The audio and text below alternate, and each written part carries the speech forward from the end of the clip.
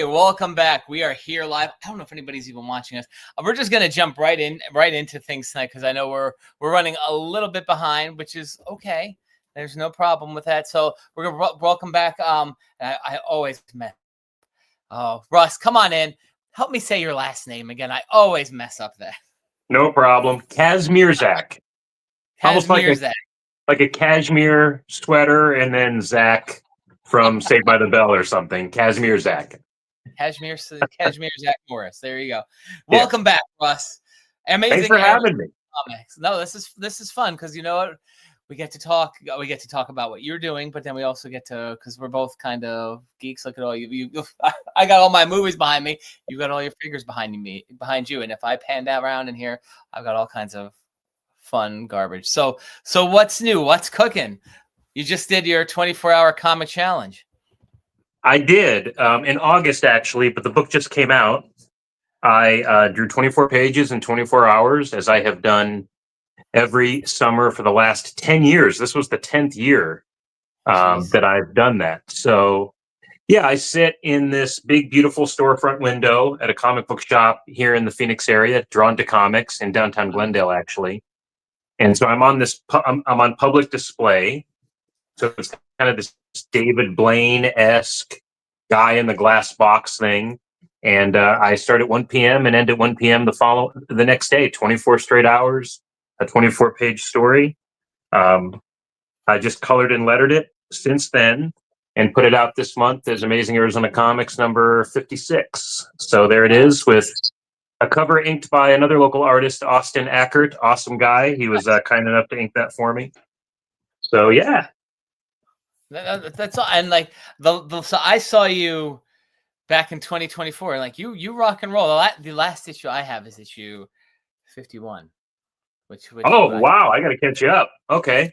So you haven't done like a graphic novel, I guess, per se, like a collection of everything yet, have you? I have not, and this is probably unprofessional to admit, but some of my earliest comics are saved on hard drives that are corrupted, so I'd have to get those hard drives repaired. I'd have to get that data restored to even consider doing a collection like that. Well, I think I will someday. You do have hard copies of everything, I assume. Oh yeah. I printed a lot of my issues en masse, and and despite the corrupted hard drives, I'm kind of a notorious personal archivist. So I have all of my comics in hard drives. So, I mean, absolute worst case scenario, I would rescan the comics. But yeah, some of those pages have since been recolored, and lettering issues have been fixed, spelling errors have been corrected, and so on. So if I were to do it right, I would try to revisit those things. So that's lesson number one for the small press self-publisher, is make sure everything is backed up and backed up and backed up again.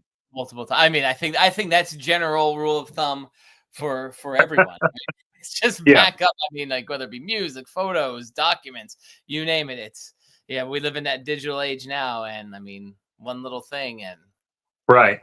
No good. And it's weird. Like I had a day of that kind of techno-oriented rage we all get when we want to like throw our laptop out the window or something like that. When I discovered the hard drive was corrupted, you have no idea what to do. But then there was also something oddly kind of freeing about that. Like I can only move forward with the work instead of going back. So if there are issues that I can't reprint, well, that just means I'm going to have to make more comics in the future for folks to enjoy. What's in the past might just stay in the past. There you go. So again, I know we've talked about this before, but let's just walk through what got you started with your Amazing Arizona Comics for folks who are new to you. Sure. Well, I started self-publishing comics in 2001 with a buddy in California. I went to college in California, Southern California, and I would write scripts that he would draw. My buddy Brent Odie, incredibly talented illustrator and storyteller. So I would write a script, he would draw it. We created some original characters. But then in 2010, I moved back here to Phoenix, where I had grown up. And I wanted to continue self-publishing, but at that point, I knew I'd have to draw the comics myself. Gotcha. So I've always drawn, but sequential storytelling is different than just doodling in your notebook Yeah. or drawing a picture of Spider-Man swinging or punching Doc Ock or something. So I just dove right into this mini comic book series. I wanted to self-publish something that was local and kind of relevant Hmm. because a lot of the superhero comics that I love have that element to them, like Dark Knight Returns. The Dark Knight Returns by Frank Miller is so clearly like a 1986 American work. Yeah. You see Ronald Reagan, and they talk about the Cold War and nuclear scare. I'm also a big fan of Denny O'Neil and Neil Adams' Green Lantern, Green Arrow run, and I love how that Good kind of run. reflects the era. So I wanted Yeah. to do something like that for Arizona. And one day I was watching CNN or Fox News. I won't even say which one because one, I don't remember, and two, I don't want to bias anyone, but I genuinely don't remember which one. And our local sheriff, Joe Arpaio, was there as a talking head, Yeah. talking about Arizona's then SB 1070, which was the Show Me Your Papers law. And kind of funny how history repeats itself in that way, because this was 2010, like I said, 15 years ago. But it occurred to me seeing a very local uh, law enforcement officer slash politician talking on this global platform about a local issue. If Mhm. Commissioner Gordon existed from Batman, from The Dark Knight Returns, as we see in that story, especially, he would be a talking head on the news. Yeah. So if Arpaio is love him or hate him, Phoenix's equivalent to that, what if superheroes existed? What if he recruited them young? What if they ended up generating their own ideas about law enforcement and crime fighting and then went off on their own? So Yeah. that was the general idea, to create something, like I said, local and kind of relevant, ripped from the headlines. So I made one issue, enjoyed it so much, I made another one, another one, another one, and now I'm working on issue 57 about 15 years later. Which is great. Now, I mean, I know that you, obviously, when I met you years ago, when I was at there was an Ace Comic Con there, and we went to Drawn to Comics. It that store, the owner, and again I forget his name. I'm sorry, but I know Ken Brown. it's a very close community in there. Like I know he got, was it when Stan Lee came there, he was there for when Stan Lee got like the key to the city and everything. So in your comic books, you kind of really keep that home close knit kind of storyline and people going in there too, I guess, right? Do you base it off of a lot Absolutely. of folks? Yeah, I mean, when you think about early Marvel comics, something else that inspires me all the time, they were unabashedly in New York. You know, Doctor Strange's headquarters is on Bleecker Street. That's a real street. I learned where Forest Hills was because that's where Aunt May lives. Yeah. So, you know, when I was a kid here in Phoenix reading about Queens and Forest Hills, like this was before smartphones and stuff. So that's literally how I learned about like the boroughs of New York, was Yeah. from Amazing Spider-Man comics. So to do that in Arizona seems like a bit of a no-brainer. It's also kind of a blank slate in that way. I mean, in the history of comics, there may be a handful that were based in Arizona, based in Phoenix. So I thought it was a nice way to kind of incorporate some sort of traditional Southwestern imagery, the Yeah. idea of the Wild West out here, the hot weather, the conservative perspective of the state, and to kind of mash that up into a superhero comic. So yeah, in my 24-hour comic, in fact, the one I just put out, it starts with me in the window at Drawn to Comics. So that's literally the front of the store there. Um, and then the story progresses from there. So yeah, when you talk about incorporating local community, that's it quite literally on paper. That's great. That's great. Has it caught the wind of other people in Arizona? Like have you gotten, I mean, obviously the news, the local news will cover you and you're doing that. But I mean, has it kind of caught on into like the bigger um I can't think of the right word, but like you have you become like your own little like local celebrity with this? I'd like to say so. My mom and my girlfriend would like to say so. Well, I But mean, like I mean, again, thinking comics like nothing. No comics take place in Arizona except your comics. So like you're definitely giving like a base for this kind of thing going on there. well, I appreciate that. Yeah, I mean, there have been a handful of times, and it's so rewarding where I'll be at a coffee shop and somebody will, because I do a lot of my drawing at coffee shops, and somebody will kind of look at me and be like, the camera guy comic? And I'll be like, Speed Cameron? Yeah, that's my guy. And they recognize me from a Phoenix Fan Fusion or one of the events I've done around town. That is so incredibly rewarding. And I'm completely fueled by that stuff. And I think because it's so rooted in locality, it is more memorable to folks. I mean, we all have our fan fiction and our kind of bootleg stories we want to tell about the tried and true superheroes, but coming up with original characters Yeah. and stories that are kind of ripped from local headlines, I have experienced in the last 15 years has really made an impact. And I think one of the reasons why the media is so quick to cover me is one of the reporters once told me they got to talk about this stuff anyway. So if Mhm. I self-published a comic, as I did a couple years ago, about a superhero dealing with local homelessness or immigration laws. Like I said, issue 54 talks a little bit about the prevalence of the microchip industry here in the valley and how these huge warehouses are being built by Intel and so on to produce microchips. The Mhm. news has to cover that anyway. So if a local cartoonist is making some silly little comics about it, it gives them a different way in. And it's Yeah. more entertaining, frankly, for the reporter to recover it, to cover it.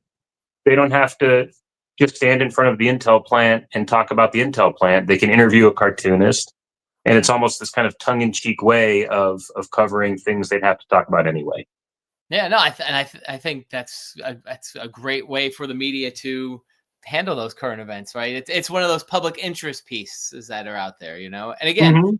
you're in a place where there's not a lot of this stuff going on outside of you, really. Like here in New York, there are you throw a dime out the window and hit a comic book artist or creator.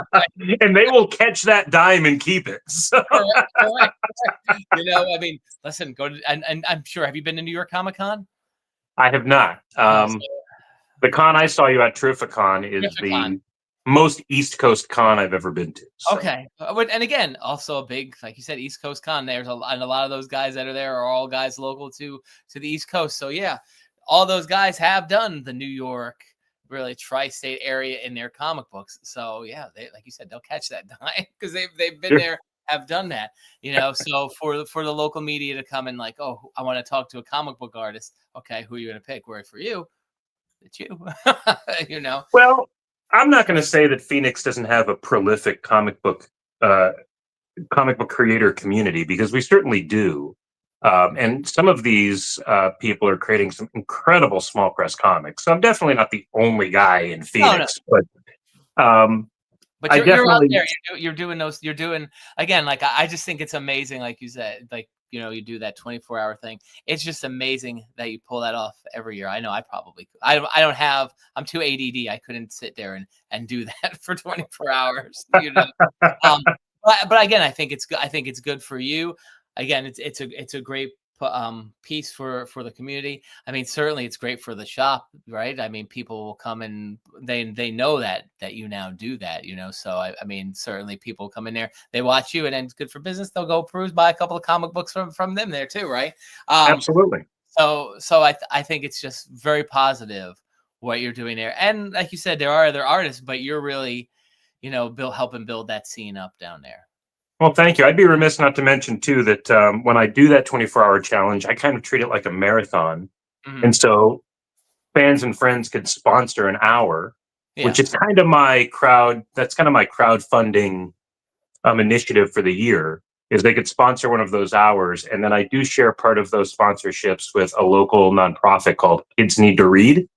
which is an organization that gets books and literacy programs to kids that need the most. I developed my love of reading from comics. So it's so incredibly rewarding to make a comic that contributes in a small way to kids developing a love of literacy and reading. So, yeah, when you talk about community, to me, if I'm going to sit in this window and demand all of this attention for 24 straight hours, I'd like to share that with a movement that's meaningful. Absolutely. So, yeah, that way it's not like why would we just go watch that guy? But oh, he's doing this special thing too, so let's go check it out. How long can you go without going to the bathroom, right? It's so funny because people ask me that. They're like, "Do you go to the bathroom? Do you eat?" And it's like, yeah, I mean, I'm still living my life for that day in there. I'm not, Todd McFarlane says when he does cons, like he'll go the whole 8 hours behind the table without going to the bathroom to maximize his exposure to fans. I'm not like that. If I got to pee, I'm going to go pee. So, well, now walk me through this process just about this. So you're in there 24 hours, people sponsor the hour, right? So, I mean, how do you stay focused? Do you have music playing or like, cause again, like I said, I'd be too ADD with it. And yeah, what do you do? Cause then again, everybody's well, watching you. So how you're not like looking up, like, gesturing at sure. the people in the window, right? What's hilarious is I'm in this storefront window for 24 hours, but just the nature of Drawn to Comics business hours, Yeah. I'm only in the window like maybe 5 or 6 business hours. So, because I start at 1 p.m., my thought is I want to sleep in that Saturday morning, not necessarily wake up to an alarm. So I feel as rested as possible, considering I'm also probably full of adrenaline the night before thinking about it. So I allow myself a sleep in, which, generously would be like 10 a.m. Maybe I'll get up, little breakfast, coffee, obviously, and then I'll get to the shop around 12, about an hour before it all starts. We set up the table and my drawing board in the window. I start at 1. Now, if I adhered to Scott McCloud's true rules of the 24-hour comic challenge, because this was his idea back in the 90s, I would go in with a total blank slate, no preconception of what the story's about. And for 9 years, I did that. Last year, I completely hit a creative wall. I had to call friends for support. I was just so distraught with what was going to happen next in the story that this year I decided to thumbnail it in advance. So I kind of cheated, but 10 Okay. years. There's no 24-hour comic challenge police. I was like, I'm just doing it. Plus, I'm telling an ongoing story in my Yeah. comic right now. So I You didn't know, want to, I didn't want to cheat the momentum of my story by making it up on the fly in the window. But yeah. so this year I went in with thumbnails and it was so much easier. I felt more relaxed, like I have a direction. I know how this ends. So it was really just the drawing part of it. And so, yeah, for the first 4 or 5 hours, the comic book store is open. Friends are coming by and visiting. If I'm lucky, the media will show up and do a little coverage. Then the store closes. Friends still come, and I use my discretion as far as whether or not I'll let them in the store because, frankly, this is Ken and Sue's business, and I take that very seriously. That they're so hospitable to let me do this. So, some friends will come well into the night, like right up until maybe midnight, 1 o'clock in the morning, just to come by for a laugh or bring me a Gatorade or something. But the real work is like between 1 a.m. and like 8 a.m. That's when normal people are asleep, and I'm in this window still drawing. And then it faces east, so the sun comes up. And even though I do it during the summertime here in Arizona, the hottest time in that window is in the early morning, Sunday morning, because I'm getting direct sunlight. So that's when I'm the most tired. I'm getting hit by the sun. I'm like an ant under a magnifying glass behind that window. So the last 2 or 3 years, I've allowed myself to step away, take a 20-minute power nap, and then return. And I always do manage to finish right around 12:45, about 15, 20 minutes before the end of the final hour. And then every hour on the hour, I'm doing social media shout outs to the people that have sponsored. So that's kind of included in the sponsorship as I thank you online and I encourage people that are paying attention to go to those websites or to support those artists or causes, whoever they are. And they also get ads in the back of the comic, print ads in the comic too. So like staying savvy to that and honoring that while trying to tell the story. Yeah, I'm juggling in there. Let me ask you a question. So obviously you were talking about that like 1 a.m. to 8 a.m. Any interesting stories from those? Like, do Mhm. you see stuff? Yeah, yeah. So downtown Glendale, where Drawn to Comics is, they have a beautiful corner Yeah. location. I mean, he's grown his business since 2005. So he started in a smaller space and then progressively moved up the street until he scored this big, beautiful corner spot. And yeah, downtown Glendale is kind of this kitschy little, used to be a bunch of antique shops, Mhm. then a couple of restaurants. And, it's one of these areas, like a lot of cities in America right now, where they're in kind of constant flux. There's some gentrification, Gotcha. and a restaurant will open. Let's see if it sticks for 2 years. A sneaker store will open. Let's see if that's going to last, and so on. So, um, all that is to say that while it isn't like, when I say a downtown, it isn't like pure metropolitan city, but it still has some of those tropes. So one morning, the sun's coming up. My brother was in the window with me, actually, coloring the pages. So I was scanning them. We were putting them on his laptop. He was coloring them in real time. Mhm. So we're sitting there together, thankfully, so he could attest to this. A homeless woman walks by the window, doesn't notice us there, sits at a bench right in front of the shop, pulls out a Bic razor, and starts hacking at her hair. As the beautiful sunrise is coming up over downtown Glendale. So there's this dichotomy of this quaint downtown Main Street with the sun rising, and then this kind of microcosmic urban struggle where, yeah, you have this unfortunately, unhoused woman just hacking at Jesus. clunks of her hair, chunks of her hair with this razor. And we just watched it through the glass. Did Like, she know you were watching? Could she she had tell? no idea. She had no idea. I mean, it was super quiet on the street. She, like, for all intents and purposes, had Glendale Avenue to herself. But yeah, we were there watching. It was pretty wild. That's very funny. No, But I've that seen street racing too at 2 o'clock in the morning. Cars just flying down the street, making me jump in the window. Like, what's going on out there? I've seen guys getting pulled over, and they're doing the breathalyzer and the walk the line tests right there. I mean, it's 2 o'clock in the morning kind of stuff. yeah. The witching hour, right? The witching hour. Exactly. Yep. So let me ask you some of your characters now, right? And this will I want to talk technology, right? First of all, have you done any like 3D printing of any of your characters? I know you're a big action figure guy. Have you played around with that yet, or? Not yet. I would really like to, though. I feel like a lot of my characters are toyetic, Yeah, so I'd love to do that someday. It just hasn't happened yet. yeah. Customizations of any of them yet, or not even that yet? No, not in action figure form, but I did have a friend make a little Speed Cameron Lego figure for me, which is super cool. That's Um, nice. and then I'm just looking at them over there. Somebody made a, of all things, My Little Pony Speed Cameron as well. So with Oh, that's some cool.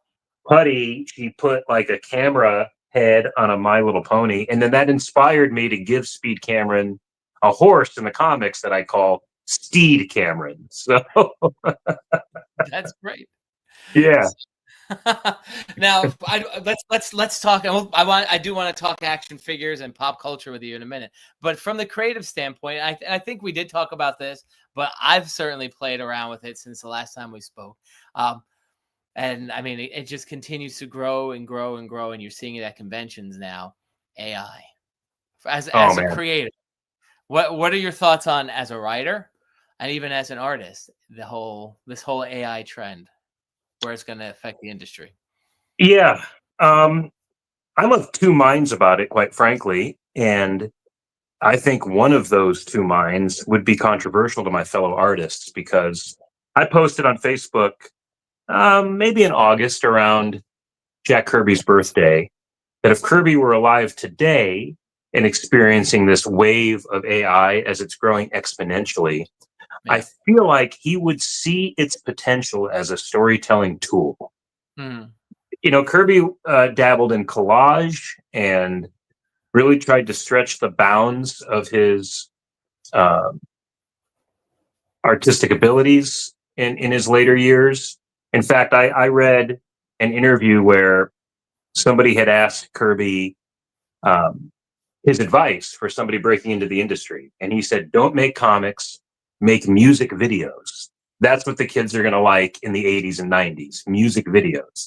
And you can do a lot of rich storytelling in that format. So Yeah. the fact that he, like I said, dabbled in collage and other visual technique, and then had that mentality going into the 80s and 90s, if he was a few decades ahead and with us now, I feel like he wouldn't completely scuttle the potential of AI as so many of us do. I think he would see it as a tool and try to find a way. And this is, I'm saying this as if I'm now, this is me. I shouldn't try to put words in the late king's mouth, but I feel like if we still honor the originality of art and artists and creators' domain and abilities, like, again, if we just take the plagiarism aspect of it out and we just see AI as a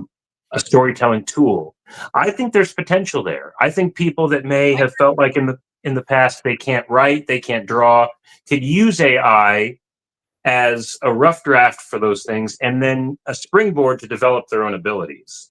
To help tell their story. I think, just like all technology, you know, it's a tool. Can you use it for good? Can you use it for evil? 110%. And I'm right there with you. I think, and again, I understand like the artistic part of it, and like I've seen a lot of the posts about, like, you know, so if I say, hey, draw me, you know, a toilet bowl, you know, doing a song and dance number, sure, AI can do that, right? But absolutely. you know, but if I want to write that story, and you know, you have to wonder, like, you mentioned that word plagiarism, right? So, and I get AI for images, you know, it pulls from, I guess, the internet. I don't know the whole technical side of things, but you know, like, you can have, do it in Hanna-Barbera style, do it in Dragon Ball Z style, do it in Disney style, or 40s Disney, whatever you want to do. So I guess that's that plagiarism part of it. But I think in regards to I think really strong for the writing aspect of it, like, if you have an original idea, what is it really stealing from if you go in there and feed it all your ideas and just say, help me write a script for it? Do you know what I mean? Right. If you give AI the prompt of a concept you have for a story and say, can you take this simple idea or concept and give me a 3-act story? And then AI spits out in a matter of seconds your complete story. Now, it's your responsibility as the author to take that as suggestion and develop the story organically. Correct. Now that it's provided this skeletal structure. And I feel like there are a lot of people so intimidated by just that part of the process. So many people on this planet have an idea for a thing, but they don't know where to begin. If AI helps you plant the seed, now it's your responsibility to use your human imagination to give it sunlight and water and let it grow. And I think where part of my controversial take on all of this is, and this is going to be super specific now to the comic and Comic-Con scene, is you and I have both seen, especially in the last 20 years or so, the prevalence of art prints, bootleg comics, homage covers have become more popular than ever. Now, what is all of that stuff but us as human beings taking pre-existing material that we love and filtering it through our own style and presenting it to the marketplace as if it were our own? So, you know, when somebody homages a cover, you know, if you homage Amazing Spider-Man 300 for the millionth time, haven't you just done what AI does? You took something McFarlane crafted, put it through your filter and your style, and now you're putting it out there as if it's original. Like, here's one. There we go. Well, by me, right? So, and listen, great. Disney owns Disney owns Marvel, Disney owns the Muppets and stuff. But Sure. I mean, why not, right? Yeah, that is, if I'm not mistaken, Mike Zeck's composition for a cover of Secret Wars. Yeah. So, as much as you're paying homage to Mike Zeck, the master artist, influenced so many of us, he's not getting a piece of that. All right, here you go. Here's another one. This one, these are the only two that I have, so that's why. Oh, yeah. But yeah, right. Why? To your point, everybody does an homage to something now. Right. So, if instead of my putting pen to paper to create my version of that classic Dark Knight Returns cover with Batman leaping in the lightning bolt, so many people have homaged that over the years. Yeah. If I just ask AI to do that for me, what's the difference? Yes, there's talent and imagination when it comes to the human hand putting pen to paper. But at the end of the day, if that's not an original composition, it's prototypical AI, is how I think about it. Yeah. We've created the market where AI has become acceptable to the mainstream audience. Like the conversations artists have about AI, the mainstream audience is not having. They've fully embraced it. You see it in memes, you see it in reels. Man, I watched a reel the other day. It was Elvis Presley in Jurassic Park. Have you seen that? No, I haven't seen that one, but I'm just thinking about, like, you see, like, gosh, like you mentioned, like something like that, but like the stuff they are doing video. I mean, and I don't know what kind of program, but like I saw like, but it make like a 1950s live action Jetsons movie, and there's like a trailer for that, or like Star Wars, like in 1960, what it would have looked like, and there's a trailer. Yeah, and it's just like, how? Yeah, I have no idea. I mean, you've talked about action figures, but I've often thought about making some of my comics into motion comics. You're telling me that if I scanned this art or took my Photoshop pages, put them into AI, I can make a full-length cartoon of Amazing Arizona Comics in minutes, and it's mind-blowing to think about. Now, is some artist that finds AI as the ultimate evil going to deprive me of that opportunity with my original work simply because I used AI at all? Correct, and those are your characters. That's your work. So if you want to animate that, like, also who's fact checking if you're actually, however you're animating it? Like here's my property, which I've now created a cartoon of. You signed off, and again, I understand like the aspect of the writers, all the different people that are involved in it. But I mean, listen, I work in a school. I think you know that at high school, and all the technology. This is what drives it. Mm-hmm. So I mean, yes, are there a lot of artists out there who are not happy about it? Of course, but there's a lot of artists who are okay with it. And I think as this younger generation comes up, of course, there's always going to, like you said, the pen to paper, there's always going to be a place for it.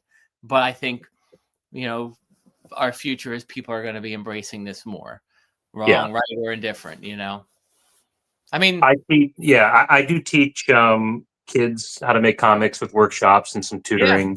And I have not seen AI overshadow the young imagination. Correct. Wanting to put pencil to paper or drawing on their Wacom tablets or whatever. So I think that craftsmanship, that passion for that process is still very much there. I don't think AI is going to take that almost primal need to write and draw away. I mean, I still get off on the clickety clack of a typewriter, So there's so many kinesthetic and auditory feelings about creating, and AI just gives. Here's a great example. In my comics, I decided to tell some autobiographical stories that I'm calling Arizona Splendor in honor of Harvey Picar's American Splendor. Yep. I texted my brother. I said, because he plays with ChatGPT and AI all the time. I said, hey, can you ask your ChatGPT to make me an Arizona Splendor logo? I want it to look like the American Splendor logo, but replace the word American with Arizona. 30 seconds later, he sends me this logo.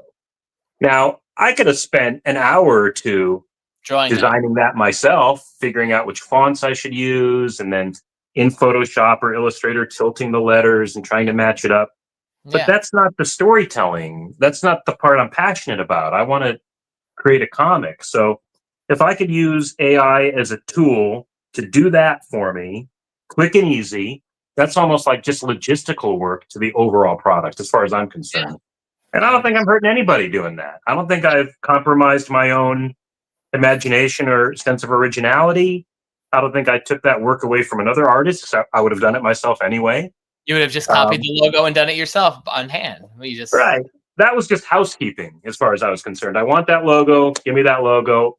I'm still drawing these stories myself, and they're coming whole cloth out of my imagination. So yeah. it's finding a way to use it as a tool without perpetuating plagiarism, without taking jobs away from other artists.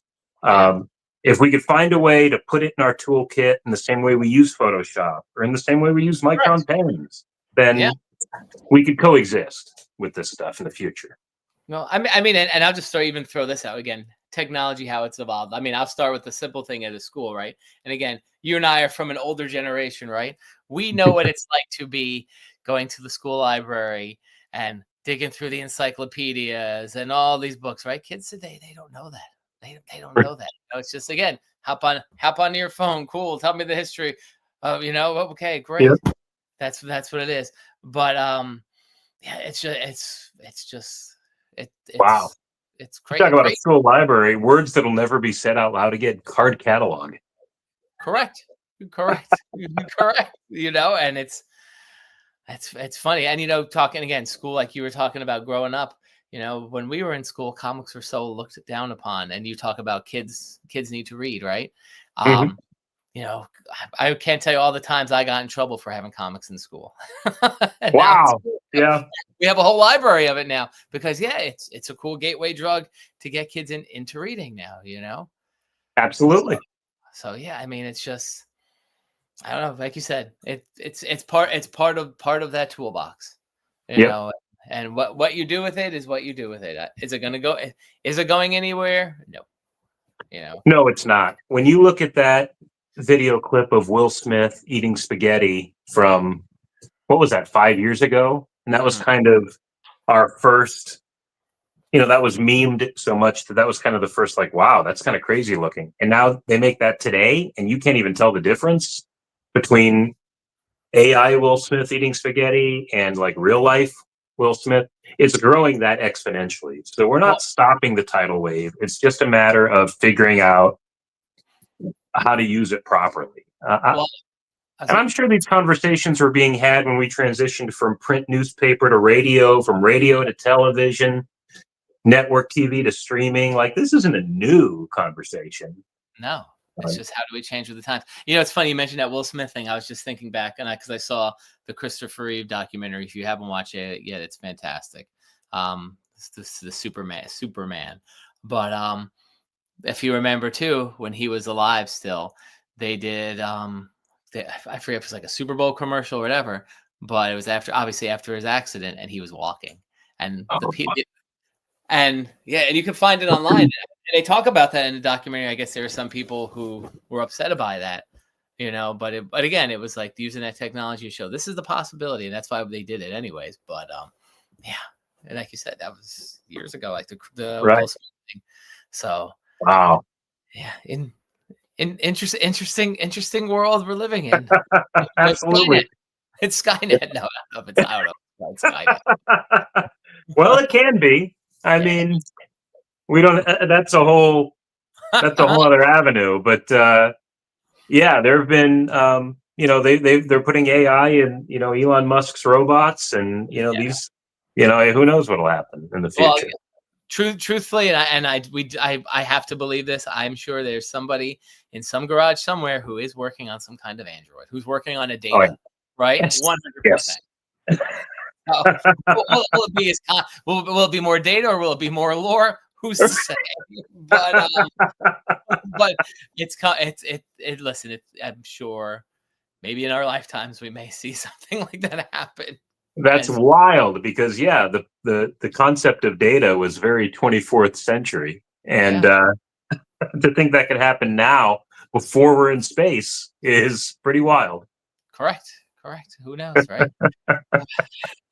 So let's move on to toys, because I know you said that you had some new Motu figures that you wanted to talk about. Oh man, yeah.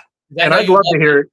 I'd love to hear your opinion about some of the trends going on in toys right now. So, Masters of the Universe is like my tried and true.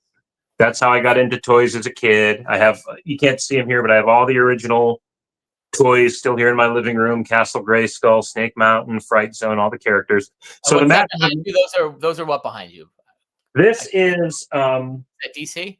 yeah, Mattel's DC Classics, I think they were called, that were All right, kind of in the right. early I see. 2000s. Is that Golden Pharaoh, who's kind of like right over your shoulder there? Right? Golden right here. Yeah. Who's that? That's Red Tornado. Oh, okay. I couldn't tell. Um, I think Golden Pharaoh's actually, he's up there behind Gotcha. Kirby's Bug from New Gods. But yeah, this was a great line. I That was a loved this line. fantastic line of toys. Fantastic. Yeah, and then above it, I have my vintage Ninja Turtles. You can see the Technodrome, and Do you have Scratch? I don't have Scratch. Are you kidding me? Or the what's the dog? Everybody, Oh, the Dalmatian, the firefighting Dalmatian. I think of those two characters as like hand in hand. I don't As know his name. I know far as Scratch. rare, yeah, Scratch.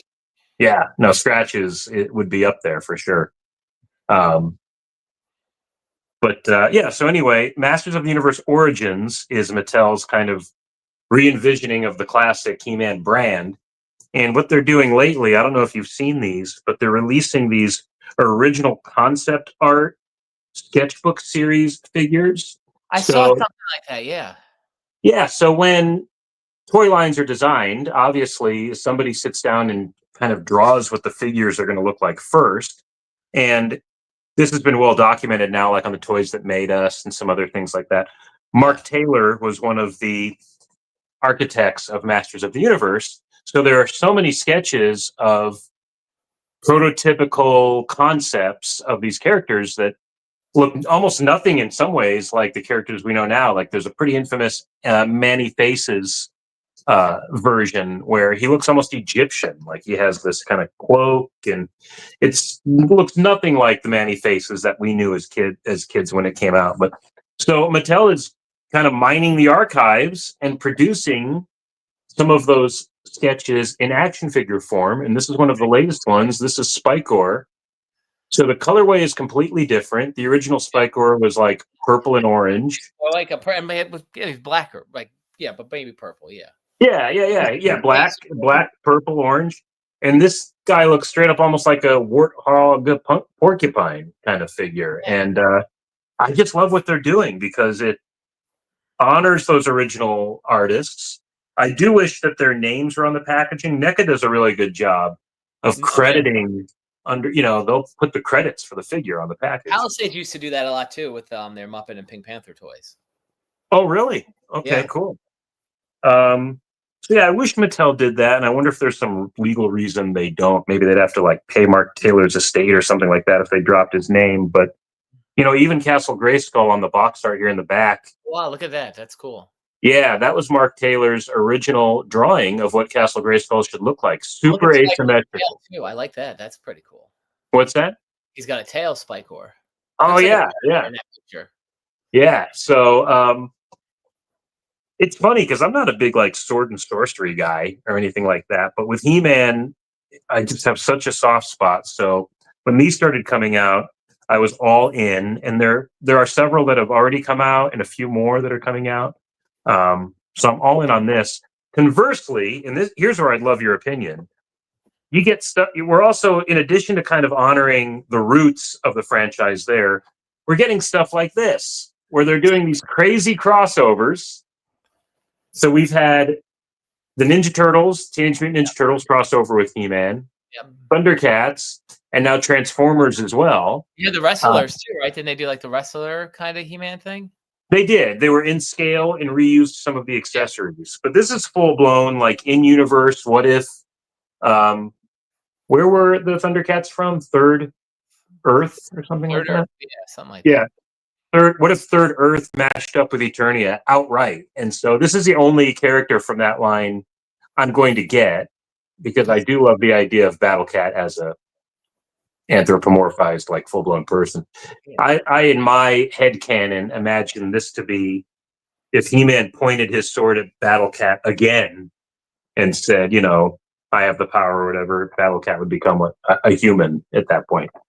But man, they have Lion-O and Yeah. Chitara and Mum-Ra is matched up with Skeletor. And I don't know. I mean, what do you think about this kind of thing? See, for something like that, I would prefer more of it to be more of like a crossover than kind of like a hybrid kind of situation. I'd rather see like He-Man and Lion-O fighting side by side. It doesn't necessarily need to, in theory, I guess they know that Thundercats fans are going to get, and they're going to get the Masters fans. But Right. yeah, I don't know. And a lot of brands do that kind of thing. I mean, you mentioned Transformers. Transformers is notorious for just taking any vehicle and turning it into a robot now. Right. The Ghostbusters car, Back to the Future, what have you. I think they just did a kit one. I do have thinking this Motu thing. I'm going to show you this. I don't know if you're aware of this. So, as you know, I have a couple of kids here at my house. Yes. Right? So I got one for my son, but I also got this for my own collection because we are a Bluey household. Oh, do you know about Bluey? I do know Bluey well. Yes. And yes. where I'm going with this, right? Because this is out. You can go and get this now. You may want this for your collection. There's the episode called Fairy Tale where Bandit and Chili are kids, right? Those are the parents, and Bandit was like a biker. I don't know what the hell he was doing, but Chili was wearing a costume, and I don't know if you ever saw the episode, but what do we have there? She-Ra? Literally like the costume design is She-Ra. Oh my gosh!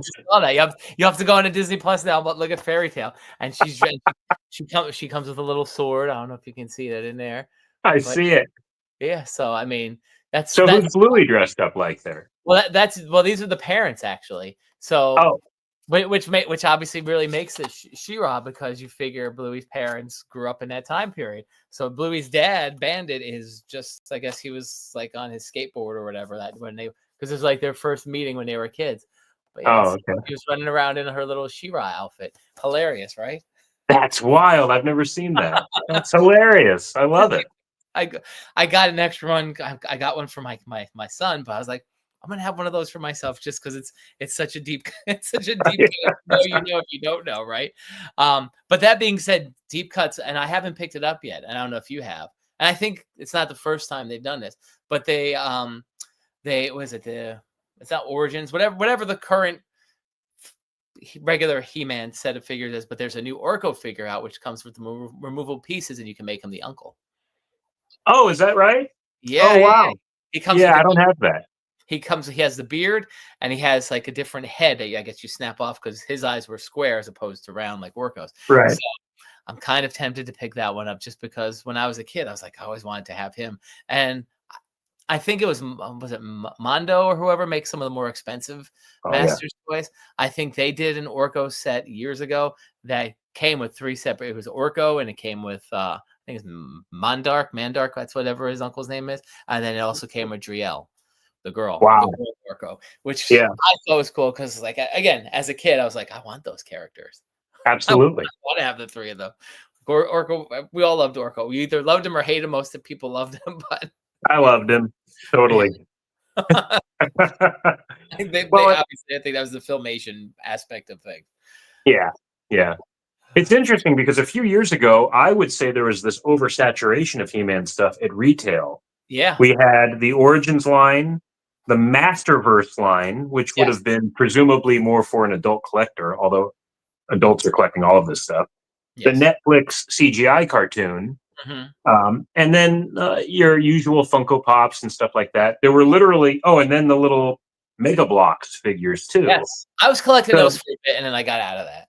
Me too. When they started getting into play sets and vehicles, I was like, oh man, how many attack tracks am I going to have in my apartment? Like I could literally have 5 different Point Dreads right now in my apartment. So yeah, I think that oversaturation kind of inflated the bubble a little bit. It burst, and now you can't find He-Man at every Walmart you go to. Mhm. And Mattel Creations is releasing stuff like Yeah. uh, actually these two things I did purchase at retail, the ones I just showed you, but characters like Moduloc and Multibot and stuff like that are online exclusive, either through Mattel Creations or Amazon or whatever. So it's interesting to see the way Motu has kind of represented itself to the marketplace and then evolved to find its niche. And I think it'll be around for a while still, especially with the new movie coming out Which next year. I'm curious to see how that's gonna be. That's gonna be so it's kind of he comes into our world. So we kind of did that before. Yeah, it looks like he actually starts in our world. It looks a little Superman-esque, where maybe Prince Adam was sent to Earth, and then they have to go get him and bring him to Eternia to become He-Man. That's the way I've been interpreting the synopses and photos they've released so far. I'm not opposed to that. I mean, in the prime time of Motu, they redrafted that origin a few times at the beginning before they kind of nailed the Filmation version as the definitive one. So, I mean, when He-Man started, there was no Prince Adam. He was just some caveman that emerged from the woods to save the day. Yeah. So if this is what they feel like is going to connect to a new audience, I'm not going to be precious about it. As long as it's fun, it's action packed, the characters look similar to what I remember. Teal looks good. Yeah, absolutely. Yeah, they all. I'm on board with the casting. Some people have been really critical of the casting, like the actress playing Tila isn't a redhead like she was in the cartoon. But I'm willing. What was that? She's the girl from Riverdale who played From Veronica. Riverdale, right? Yeah. And I'm willing to compromise some visual aesthetic if you're telling me that that is a competent actress that's passionate about the role, that knows how to work in an ensemble like she did in Riverdale.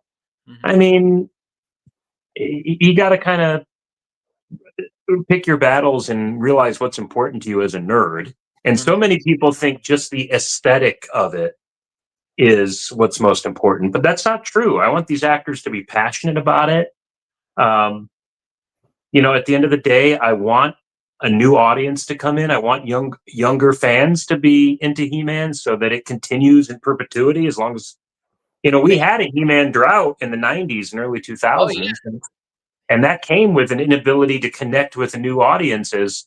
Things like Pokemon and Magic and all this stuff became video games, not to sound like a super old man here, but like video games and stuff.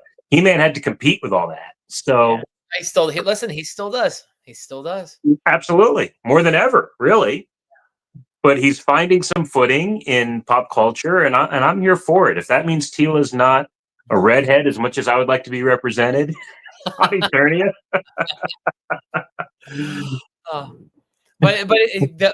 Speaking of He-Man too, like you said, they dried up. Like I think when they came, like obviously that second series that they did where he was like in space or whatever, the New Adventures of He-Man, that didn't find really an audience. I know people come back and love it now, but the Filmation show was solid. But then the one that they did was on Cartoon Network, which is He-Man Masters of the Universe.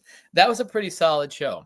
You know, it kind of borrowed a little bit from the Filmation, but it also had more of those adult themes that people wanted. And then that kind of just ended abruptly. Yeah. Again, I would have a hot take on that. I'd say that was the best He-Man cartoon to date. You think better than Filmation? Well, I love the Filmation show, and you don't want to disparage the one that brought you to the dance. But if you're talking about a series that could embrace all ages, a multi-generational audience, they really sunk their teeth into some of the seeds that were planted as far as Skeletor's origin as Keldor and, you know, Tila's connection to the sorceress and all that stuff. And at the same time, it was still a kid's cartoon. But as adults, we could watch that and have that nostalgia tinge. I think a kid watching the Filmation show might find it a little too campy. They might find the animation primitive. So what Mike Young Productions did in the early 2000s was create something that we old fans and new fans, young fans, could really sink their teeth into. So on that merit, I say would be the best one. Of course, Filmation is the best, but that's like just saying that that's the idyllic show that we remember most fondly. If you're looking at something that's going to keep the brand alive, and Mattel has embraced that because at San Diego Comic-Con, they announced Masters of the Universe Origins figures in that style, in that 2000X style. So So they're it's still, acknowledging that. Yeah, they're acknowledging that as a viable chapter in He-Man's history, and I love that. yeah. You mentioned the CGI show. That was that. I tried to come up with it, not so good. And you know, again, love Kevin Smith, but you know, there's this problem. This is gonna be a direct continuation of the Filmation show. So I walked in, I'm like, all right, this is gonna be awesome. I'm like, what is this? Yeah, This is not season 2 is way better than season 1. I have to agree with you on that. Yeah. Yeah. But Um, great cast, like all these great voice actors that they had, yeah. but it just wasn't. It wasn't our He-Man. And then the She-Ra show, I tried that a couple of times, and it was its own thing. It had nothing to even do with the He-Man universe. Right. So, I mean, very small, very minute references to Eternia and He-Man and stuff. yeah. But I just, for some reason, I hung with that show, like almost all the way to the end.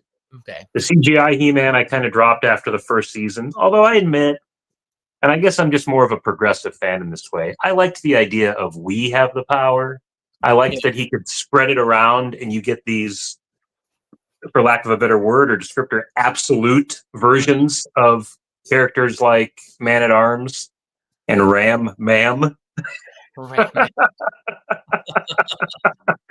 But yeah, I liked that, you know, at the end of the day, as beloved as the Filmation series was, that was a glorified toy commercial every day. Oh, of course. You know, so if the point of Masters of the Universe is to be a multifaceted franchise that sells toys and merchandise all day long, then yeah, we have the power. Makes a ton of sense. DC's doing that right now with the Absolute Universe. That's why I use that word. Like, yeah, they're powering up all their characters for a new generation. Yeah. I would never disparage Mattel for doing that, as long as the heart of the series is still there. Yeah. You can mess around with stuff like that. So you're talking about toys too, and I'm just going to show you one of my favorite new toys. And this is a deep cut. I'm sure you've probably seen this out in your way, because again, who are they really making toys for? Are they making it for kids, or are they making it for us? They're making it for because you know my 12-year-old, he loves the Marvel Legends, but he's not dying for Nicholas Hammond. Oh, have you seen this out there? I have seen it. I thought about it the other day. In fact, well, you know, because I have my John Wesley ship. I have my Linda Carter. I've got Christopher Reeve. I got Eaton. I have Adam West and that whole crew. It's like, of course. Now, are those all McFarlane toys? The which ones? John Wesley ship, was that a McFarlane? No. So DC, towards the end of that run, I'll go grab them. But towards the end of the run that you have behind you, they started doing like more of a multiverse. They were like, it was like I want to say almost like a signature set. Now they did a Val Kilmer and a Danny DeVito, right? Listen, McFarlane, and I'm not a big fan of the McFarlane toys. I really want the Max Schreck figure that's out right now. Impossible to find, because I just want Christopher Walken. But yeah, these were DC Multiverse, and the boxing was different. Is there a year on these guys too? Let me see. 2018. So wow. Linda Carter. I don't know if I've ever seen that. Wow. Was that at retail or? It was at retail. I think I got this at GameStop, if I'm not mistaken. Okay. And again, wow. It was a short run, you know. So, and you know, you can do the poses, and you see on the back there's I guess that's that's Val Kilmer. They also did a Danny DeVito penguin in it, so, and that was like the most random things. Speaking of other, I'll pull those out too in a second. And then of course this one I got John to sign this at a convention. Oh, that's awesome. That is so cool. It's a very cool piece. But then if you go to Targets now, love them or hate them, there's these figures. I only picked up a couple of them just because they were interesting. But finally we got some Superman movie figures. Have you? Oh yeah. Have you seen? Like I've seen them online. Yeah, these little. Yeah. There's a white variant of this, so I got that. Margot Kidder, which is fantastic. I think this is a cool figure to have. Very cool. Will I open these guys? I don't know. I know you like just open it. I know you like. You like I do just open it. and maybe I will at some point. I got like tons of Star Wars figures, and then you got your Gene Hackman with his hairpiece. Awesome. That's so cool, actually. but it's cool that you can put the wig on them, which is cool because they made the smaller. DC did the smaller figures years ago too. Right. They did Christopher. Now, what is that called? Those are called Spin Masters. Is that right? Spin Masters made these, yeah. Okay. Now, is that the company name, or Yes. when I hear Spin Masters, I think, do these characters? Is there an action feature where they spin or something like that? But no. So Spin Masters, like I forget even what kind of toys that they were making. Like like what the hell was like little top things or whatever. Like this is like it's just whatever. Yeah. Like battle something, right? I think they're called. Yeah. But I can't think of what they're. But and they have a DC run, so like they do a lot of the smaller figures now too, which is cool.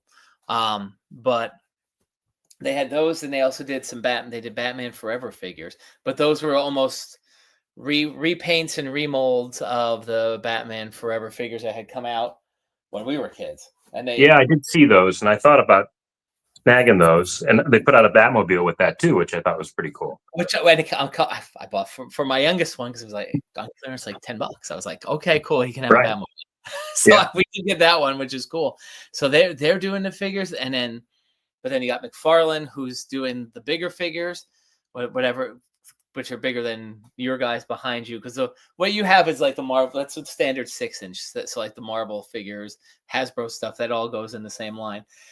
But McFarlane's figures are a little bit bigger. But McFarlane's doing those. Then he's doing a closer to 6-inch. I don't know if they're still doing the Batman 66 figures, but they went crazy with those. Yeah, they sure did. They did a lot of cool figures. Like, and I got I got the original Mattel run of the original, like, was it Joker, Penguin, Catwoman, Riddler, and then Batman and Robin. And I have the back row, which was like the Comic-Con exclusive. So then, and what was cool, the ones that they did put out, and they did an Alfred figure too, because the Alfred figure, it was like in the last wave of the when Mattel, right before they lost the line, it came with the comic book Alfred head. It came with Michael Goff from the Michael Keaton flicks, his head. Wow. And it came with I can't think of the actor's name, but the guy from 66. Really?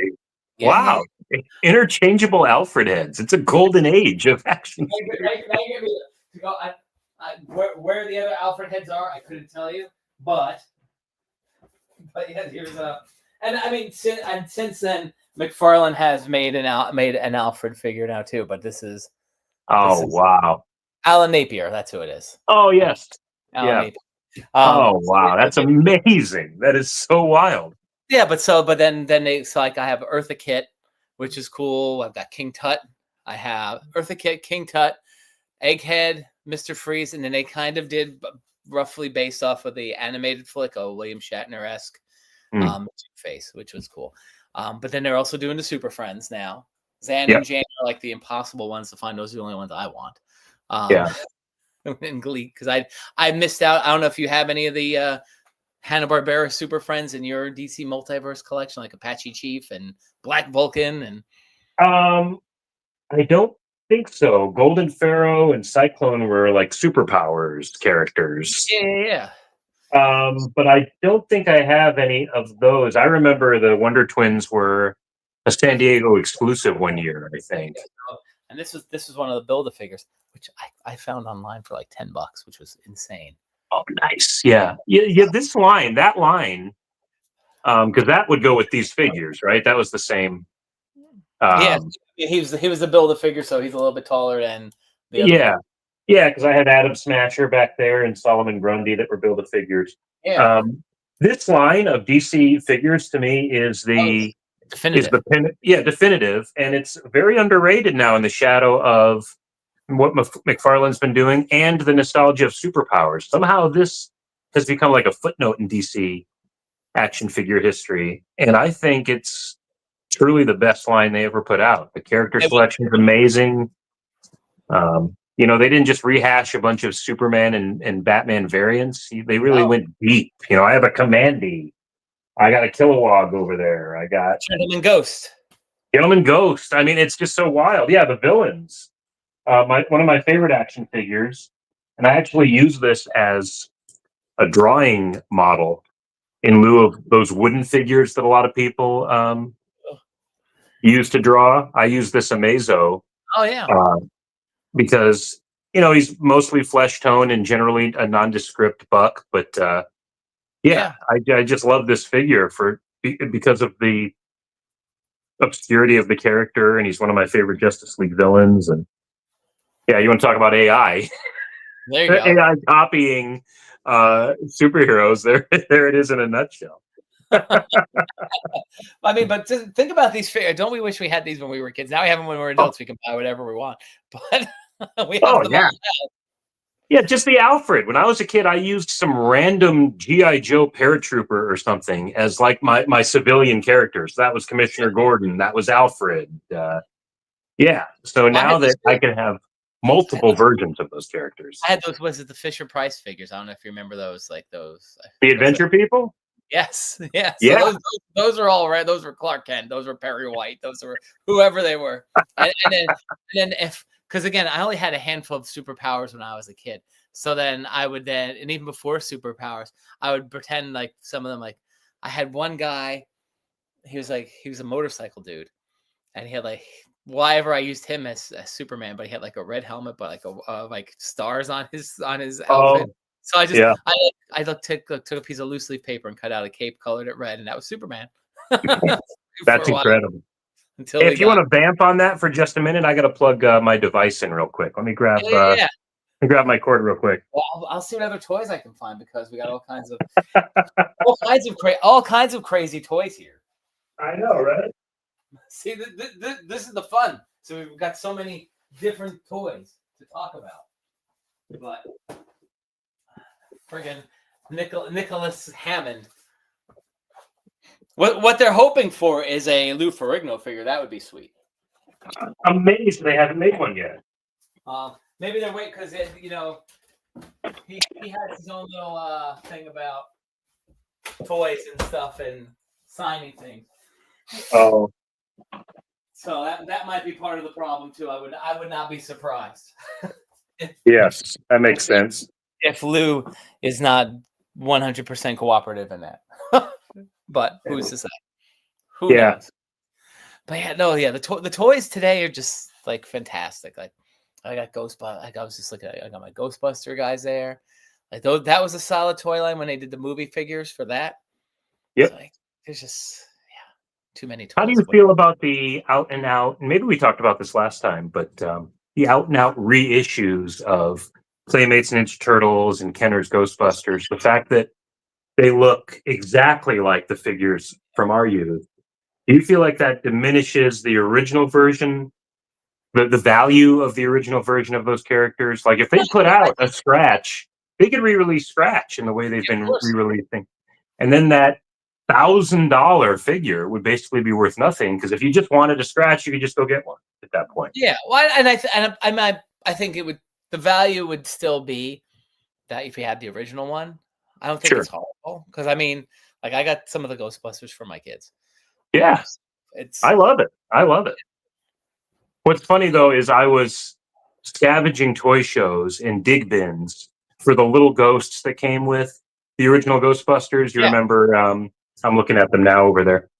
As soon as I found the last one I needed, which I think was Winston's little purple ghost with the curly tail, then Kenner re-released all those figures. So as soon as I was like, I've reassembled my original Ghostbusters, I could have just purchased that at retail, $15, done, no problem. I'm surprised they haven't done the Firehouse yet, though, because I mean they've done the car, they're doing all these different vehicles, they did the glow ones. Like I'm surprised they didn't do the Firehouse. So. I have my Firehouse, but it's missing the pole, it's missing the doors, the sign's broken. I just saw the Firehouse at a Des Moines antique store. I couldn't see what the price was, but man, it was in like pristine condition. I was so tempted. Like I would have had to come home with no clothes. It would have just been the Ghostbusters Firehouse and a piece of luggage. Would have been weird at TSA, but I like, trust me, it's valuable. But again, talking about technology, right? So you're talking about you have your Ghost, because I mean I have a couple of Star Wars toys here. You talk about your Ghostbusters. You know what? You can either go on eBay and find these missing pieces, or you can 3D print them. That's Right? crazy too, right? Yeah, I Right? guess so. You want those doors? No problem. We'll 3D print. That's That's so true. you know. Wow. And Star Wars. again, I mean, I hate to beat a dead horse about it, but if the argument against AI is authenticity, then from a toy collector's point of view, being able to 3D print accessories like that, just to have something complete for display, is Yeah. that compromising its integrity? Is that just the best way to go as far as affordability is concerned? Like, Well, you know what I in the Star Wars collecting world, right? So that's a big thing, is because you go onto the, obviously on Facebook they call them pew pews because you can't write guns. So oh, so the pew right, pews, they call them pew pews. But and so the people that do reproduce the lightsabers and the guns and stuff. So some of the people who are like the diehard collectors are upset because then like when you're going through a bin, and I get it, because Lego has the same thing too. Then you have to really decipher what's authentic and what's not authentic. right. 'Cause, I mean, Yeah. as you go to, I'm sure where you are, you go to any flea market or comic show or the mall, and there's the guy that sells all, 4 for $10 of your Lego Right. people, and Yeah. they're fantastic. I mean, for all intent and purposes, they're Legos, but they're not. You know. I don't know if I knew that. Are you saying those are 3D printed? These custom No, no, Lego no, no, figures I no. see? I don't even know. They're like they come from overseas, but they're not authentic Legos. They're not 3D printed. But Oh, it's the same thing as like So if you have your original Luke Skywalker from like 1980, your black Luke Skywalker with his green lightsaber, or people are 3D printing the little slide out ones that from like Obi-Wan and Luke, and Luke had it, and Darth Vader. People are like, well, it diminishes that, because then you have to, someone, I die, right? For more, it would right. just be, I die and then I go and sell my collection. Well, the guy buying the collection is now going to have to sit there, especially if I have a Lego collection, right? They're going to have to figure out, well, what's real Lego, what's not Lego. Right. Yeah. Yeah. Yeah. So that, from the collector standpoint, I understand it. But to 100% to your point, like I said, I have for my Star Wars ship, a couple of 3D printed pieces that I wasn't going to like. I got a Millennium Falcon, one of the newer ones, the Legacy Collection one. It didn't have the landing gear, Mm. right? And I guess because the Mhm. original ones were flimsy, and even these new ones aren't great. But there's like, I think 8 or 9 of them on the bottom of it. Like if you want the authentic pieces, they go for anywhere like $20 to $30 for one piece. I paid $50 and I got like all 9 pieces. They Yeah. were 3D printed, Yep. and you know what? They're on the bottom of the Millennium Falcon. Nobody knows. Great. Right. Yeah. It's It's just for your great. entertainment to be able to look at that and it's complete and it's cool and yeah. I mean, So it's just like, yeah, it's good. But yeah. no, it's yeah. Again, and like going back to this opening of toys and even comics and things like that. It's just like when we were kids, all the stuff from when we were, like you mentioned, Ghostbusters or the Star Wars, like there's value to it, right? And Mhm. does it diminish? Does the new reissues of the Ghostbusters diminish the value?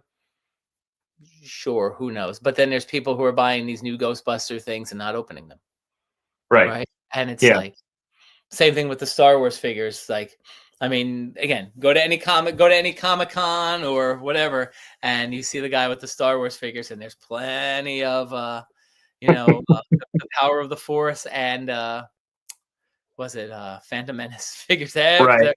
I remember going to I'm sure you went to Midnight Madness too, and everybody was loading their carts up with their Anakins and Jar Jar Binks, right? Absolutely. Guess what? How much for this? $3. Okay. Yep. Yep. I thought they were going to be rich off of it. Dude, when I went to that, and I'm not even a big Star Wars guy, but I went with some friends to the Phantom Menace toy release at a KB Toys at midnight, and that was in Yorba Linda, California. When I went to college and had some career in California, we were 3 people behind Rob Liefeld in that Oh, wow. line. And it took a beat because, you know, I would have only recognized him from Wizard magazine. Yeah. So I'm just staring at this guy. Who is that? Who is that? And then finally, when the doors open to the store and we're all going in, like, oh my God, that's Rob Liefeld right here. And it totally makes sense because he's such an Orange County guy. But yeah, that was the fervor of those toys. Everybody had to have them. And now, dime a dozen, and he. I mean, listen, and are there Star Wars figures that are more? And I just speak because that's really what I have. Like, I'll just turn my thing here. So over here, I've got a ton of Star Wars. Wow. Yeah, and that's just a small part of it. Yeah. Like I have the Ghost, the HasLab. I still haven't even opened that yet. So, wow. But are there some pieces that are more rare than others? Of course. You know, I pick stuff up at the flea market and whatnot. I got a couple cool figures the other day at the flea market. Like, cool. You know, but I paid like $5 for like 4 figures. Great.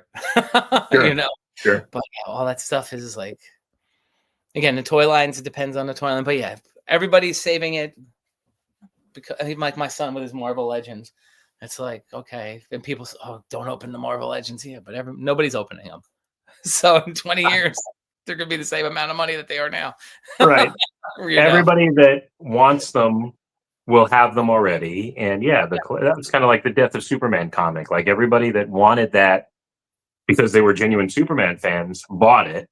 And then additionally, everybody else bought it too, thinking they were going to put their kid through college or something.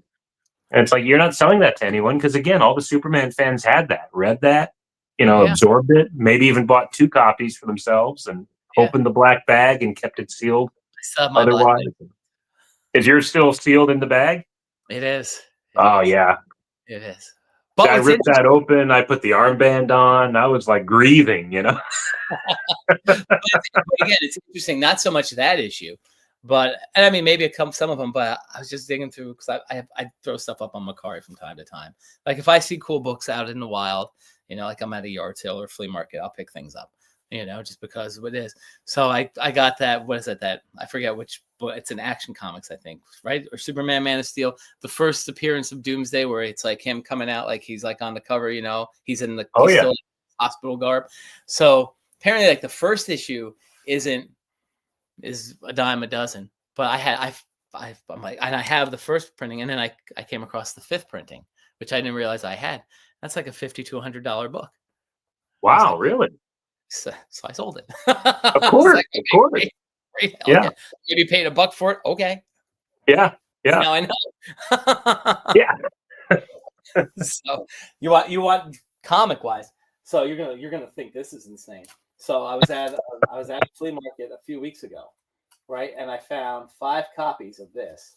And you're like, what? And these are all Oh wow! No, now is the time to buy that. Are you kidding me? Godzilla's so hot. And number 2, 1 and 2. So I got like 5 or 6 copies of it. That's incredible. Yeah. Do those books have collectible value right now, or $50 to $100? Really? Yeah. Wow. So sometimes it's worth like you digging through those bins. Sometimes it's worth digging. You never know what you're gonna find. You never know. So, of course, my taste. You have refined tastes in that way, and your fingers kind of on the pulse. I'm the weirdo that's buying like the Honeymooners #2 or something like that. Oh, I buy shit like that too all the time. Like I'll buy a Fat Albert. If I see Fat Albert, sure. I'm sure. Why not? Oh, yeah. Or the Hanna-Barbera titles, anything like that, of course. Oh yeah, I may have a complete run of the Adventures of Kool-Aid Man. I think Marvel put that out. I remember. I think I have a couple of those too. But there's like 2 or 3 of those, right? Yeah, yeah. Yeah, I'm into that kind of quirky, almost so worthless it's priceless kind of stuff. So yeah. I remember that book. Oh my god! And what were like the little characters? Yeah, like little alien character. Like, oh god. Oh man, I don't remember. Yeah, the little yellow, like electron-looking guys or something. I don't know if they were electrolytes or something, or what they were supposed to be. Maybe they were electrolytes. I don't know. That might be in the Gatorade comic book. No, I don't know. Yeah, right. The Radio Shack comics. Remember those? Which ones? The Radio Shack comic books. Oh yeah, with Tandy and Yeah, the kids' names, Tandy and Superman and Wonder Woman are in one. If you get one that is not connected to any pre-established franchise and it's just like the Radio Shack kids on an adventure, Mhm. man, those are some dull comics, dude. Well, actually, here's another deep cut. Like you're talking these random. Then there's like I think there's only a handful of them, but the Archie comics that were about God, Oh, I sure. forget Yep. Yep. those ones. Yeah. And it's Yeah. interesting history. I guess the guy had some kind of special. He worked with Archie, and he had some kind of special arrangement to produce those, which was interesting too. So Yeah. I feel like that was in conjunction with maybe a company or an imprint called Spire Comics or something like yes, that. yes, Rings I a was bell. thinking about this a few weeks ago. But Yeah. yeah, Spire Comics. Right. That's what that was. Right. Archie with his two girlfriends going to church. You know, it makes sense. It's great. She didn't even think of and all they wanted to do was hook up with them. Jesus. All right. I mean, And listen, let's be real. every one of those issues ends with them in confession, probably. Like Well, I mean, outside of Jughead, Archie's just a bunch of horny teens, anyways, right? pretty What much, do you yeah. At its heart, if you do it right, absolutely. Yeah, I guess even to some extent, more Big Ethel than him, Right. but I've always said that of all the comics, you have an alien from space that could fly with super strength. You have a scientist that turns into a big green monster. You have turtles that walk and talk, and they're ninja. The most unrealistic comic book character of all time is Archie, because that's a redhead that's able to pull a blonde and a brunette at the same time. Listen, I'm living that life. It's not possible, dude. Okay, well, but listen, you also got Cheryl Blossom, right? that's true. Yes, And then in recent years, Valerie from Josie and the Pussycats. that's You got right. her too. Those have all been in Archie's. Yeah, Archie gets They've around. all been on Archie's bench. Oh, yeah, Wow. you didn't know about them? Oh, wow, hold on now. And just because Dan Parent, who I know, he did Yeah. that most recent run. Where the hell is? I know I have it here. Do I have it here? Oh yeah, here we go. I don't know, but I Here we will say, since you mentioned Dan, he is very awesome. Dan Parent's a great Dan is contributor to fantastic. Dan, Archie. there you go. Oh, Hey, wow. yeah. Very cool. Okay. Yeah, I didn't know that, but that And then Archie gets around. Archie does get around, Jesus. And then there was like a what if. I have the single ones. But then like they do like a what if thing, and one of the what ifs is like what if Archie and Valerie had a baby and they have a daughter. Wow. Yeah, hold on, You know, let me see. Yeah, like I mean, look, I they're will say while you're looking for that, I own 4 or 5 original comic book pages, and 2 of them are Archie pages. One by Norm Brayfogle, okay. and the other is by Joe Eisma. Okay. Brayfogle was simply because I'm a huge Brayfogle fan, and his Batman pages go for thousands, if not even tens of thousands. Okay. But I scored this page for $75 Okay. recently, like within the last few years. And then Joe Eisma did the Archie's series most recently about the band, Archie's band. And the Yeah. Monkeys guest starred in an I was issue. You know, I'm a gonna say, big you fan have of the that. Monkeys. So I found the page that had like all of the characters on it: Archie, Jughead, Betty, Veronica. I think even Moose is on it, and then all 4 of the Monkeys. He had Oh wow. that going for he had that going for like $150. If anybody's in the original art market, original comic book page art market, Archie's the way to go. Super affordable, Yeah. even today, and you could find incredible artists that have done other work like Brayfogle. But if you just wanted like a Brayfogle piece in your collection, that's the way to go. Anyway, Nice. that's just a little aside there. And that's cool that you have a piece from the Monkeys book too. For you, that's Yeah. like a pivotal thing for you, of course. I made him sign it, put my name on it. I wanted to assure him this is not going to be resold. This thing's going in the coffin with me, you know? Well, I mean, God willingly, hopefully you can run into Mickey at some point and get him to sign it. That would be really sweet. You know what? I've never thought of that. I just saw Mickey a couple weeks ago. He was here in Scottsdale doing a concert. I don't think he did a meet and greet after this time, but Yeah. that's a great idea. I'll have to add that to my list of things. Yeah, that would be a sweet thing to have then, right? He's the Yeah. last one. Absolutely. Yep. Yep. He's up in the New England area a lot too. He does one of the shows up here. Yeah. But, I've met him he's a good dude. He's a good dude. Incredible. Yeah, he's So, super cool. Yeah. I mean, Better my man. favorite on the Monkeys now. Peter was okay, but probably my best interaction with any of them was Davy Jones. He was by far the best. He really was. And I mean, I hate to see that any of them have gone, but the fact Yeah. that Davy was first is a real shame because Everybody as we get, say again? Everybody loved him. He was I think he was like the favorite of everybody's. He was the favorite. Mike even said he was the front man. And even though Mickey sang more songs on Wax, Davy was that more mainstream face. Like, you don't even have to know who the Monkees were to know who Davy Jones was. Yeah, He was a heartthrob on Teen Beat and Tiger Beat, I should say, on the cover of Tiger Beat all the time. But yeah, he was, of the four of them, the biggest Monkees fan himself. He really enjoyed being a Monkee and that connection to the fans. So the fact that he was the first to pass is sad to me because I think he would have really enjoyed that. Even as we get, this is their 60th anniversary at this point, this year and next year. I think he would have really enjoyed how there's still a strong Monkees fan base to this day. I think he would have really enjoyed that at 80 years old or however old he would have been today. Is he the youngest of all four of them? Probably. I'm not going to say that he was definitely the shortest. Yeah.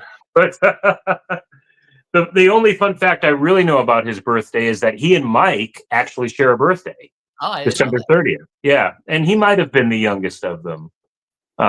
He just seemed youthful. That was the thing. Because I remember even when I met him, because I used to work for a radio station here in the area, and he did a concert. So with the radio station, so it was funny. So, and this was, God, 20 plus years ago, right? And it was funny. So the DJ, who from the radio station, he's like, you want to come on this one because I work promotions. So I was like, absolutely, yes. So me and him were backstage, me and the DJ, and Dave was just such a good guy. So he's telling us that I guess he was, like you said, he was a big Monkees fan himself. He was collecting the memorabilia. I guess he was planning to buy a church. And he was going to open. He was going to buy this church and do it as like a coffee house kind of thing, but also have like a Monkees museum of like all the shit in there. Oh my God! Don't tell me that. my other favorite, and this is the stupid part of the story, right? This is the stupid part of the story. So we're backstage, and I guess somebody local had like a bakery, like somebody's family member had a bakery. So we're just hanging out backstage with him, and there's all these baked goods, and he just says to me and the other DJ, he's like, "You guys want a bun?" That's like one of my favorite. It's a stupid thing, but just the fact he's like, oh, you guys want a bun? That just makes me laugh. That's my fun little Davy Jones. I mean, we talked about everything else. We talked about the Monkees Museum. Again, great guy. But the fact that he offered me a bun, that was I love that. Oh,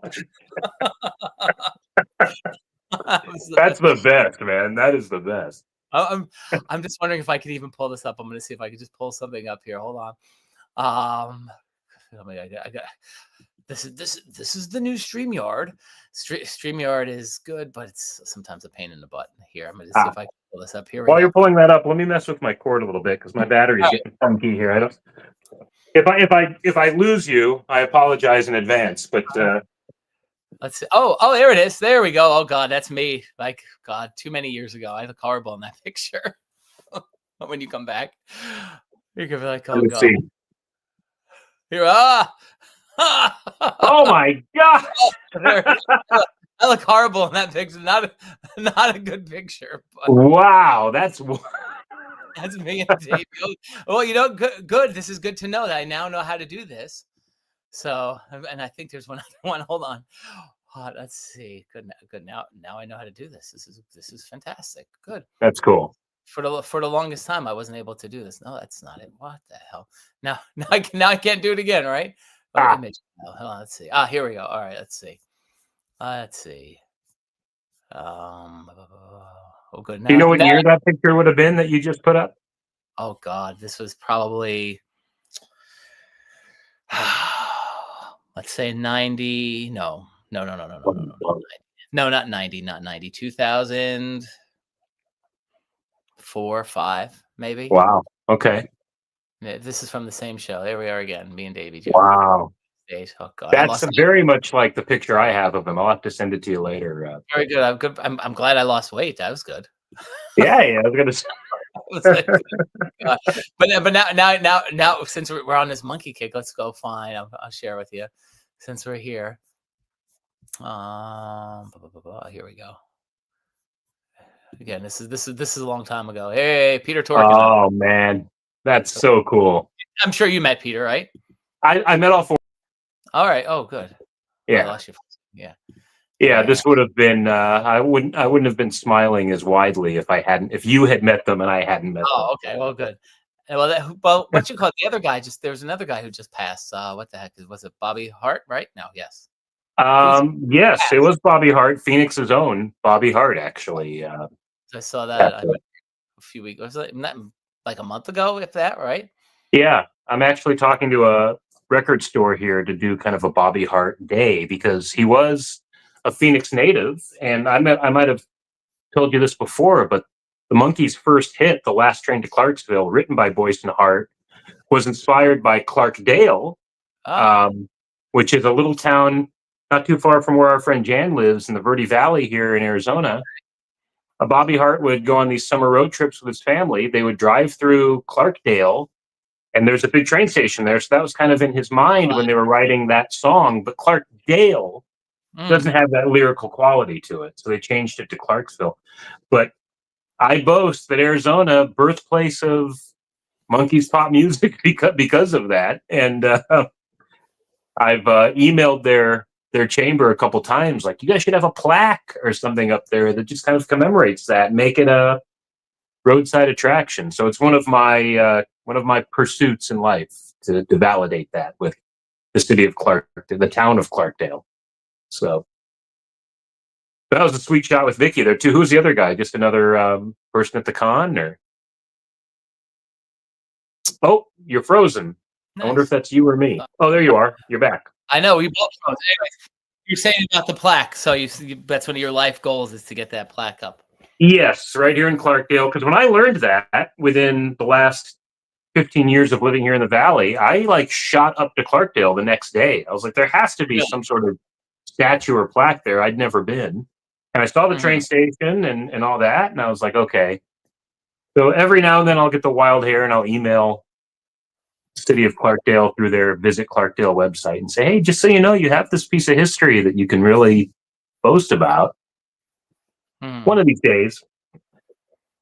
Yeah. So anyways, it's getting close to the 10 p.m. hour here, my friend. But we definitely need, we always say this, but we should do this with Talk Toys and all this nonsense more often. And you know what? Let's do some homework. You know what? Okay. I remember coming out there and I saw a couple of people. Obviously, we know Jan out there, right? Yes. Janimal, right? And then Birdie, I saw because I met him when I was out there with you guys. You know what? Birdie is actually in Des Moines now. Is he? Yes. Coincidentally, where my girlfriend lives as well. So I go to Des Moines at least once a month now and see them both, and it's great. So, but no, if you're saying have a little group powwow here, let's do it, man. Let's do a comic pop culture group powwow. You know, maybe we could talk about Stitch Tunes. No.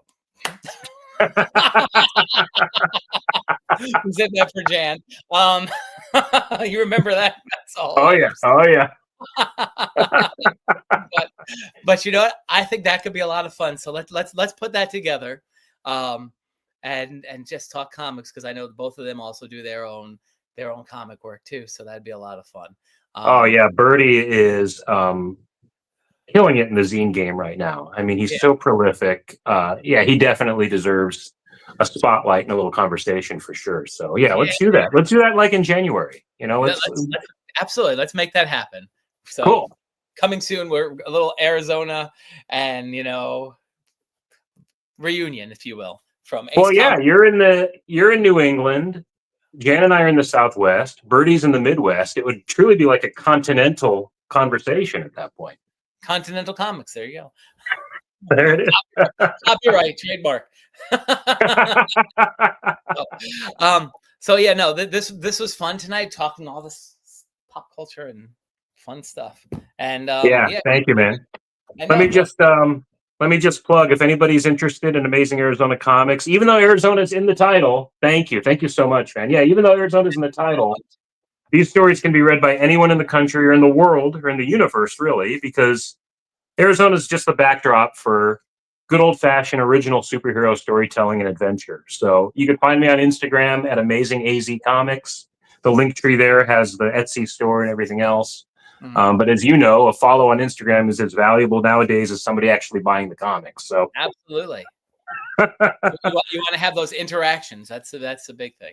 Absolutely, I'm generating content. I'm having interactions, and yeah, it's a currency in and of itself. But Amazing AZ Comics on Instagram is where I can be found, and it's all there. Thank you so much, man, for having me tonight. Down there too, the AmazingArizonaComics.blogspot.com. Oh, awesome! Yeah, that's infrequently updated nowadays, but it's all there. So I really appreciate that. I appreciate you, man. I love talking toys with you because this is fun. I don't have a lot of friends with whom share kind of the breadth of this stuff like we do. So I really appreciate you, man. Gotcha. No, listen, I appreciate you too. It's always a pleasure. Always fun. All right. So yeah, just hang out backstage for a minute, and everybody watching, thanks for watching, and we'll see you soon. And